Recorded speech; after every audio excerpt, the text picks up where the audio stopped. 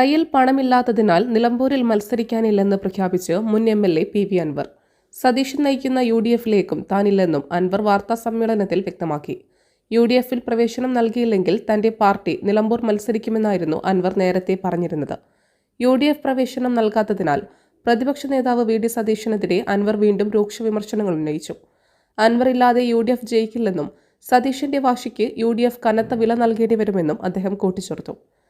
തന്നെ സ്നേഹിക്കുന്ന പ്രവർത്തകർക്ക് മനസാക്ഷി വോട്ട് ചെയ്യാമെന്നും താൻ വീട്ടിലും അങ്ങാടിയിലും ചെന്നിരിക്കാൻ പോകുകയാണെന്നും അൻവർ അറിയിച്ചു.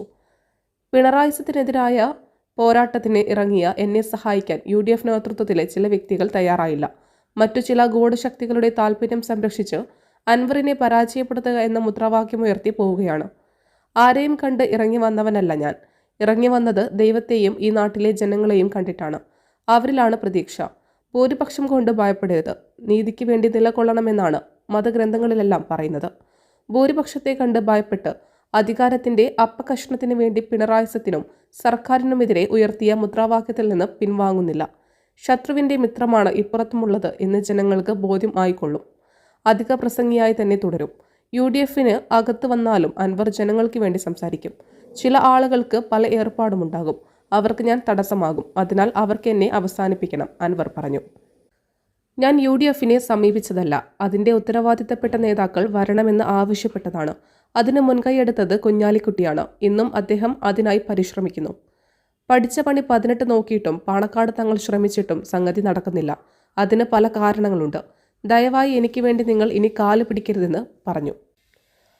അൻവറും യു.ഡി.എഫും ഒരുമിച്ചിട്ടും എൽ.ഡി.എഫ് ജയിച്ചാൽ പിന്നെ ഞാൻ ഉയർത്തുന്ന പിണറായിസത്തിനെതിരായ പോരാട്ടത്തിന് പ്രസക്തിയില്ലാതാകും. അതാണ് ഷൗക്കത്തിനെ സ്ഥാനാർത്ഥിയാക്കരുതെന്ന് പറയുന്നതിന്റെ പ്രധാന കാരണമെന്നും അൻവർ ചൂണ്ടിക്കാട്ടി. News desk media times. അക്കരയുടെ പൈതൃകം, ഇക്കരയുടെ കൗതുകം. Aldan Arabian bakes. മനസ്സും വയറും ഒരുപോലെ നിറയ്ക്കാം.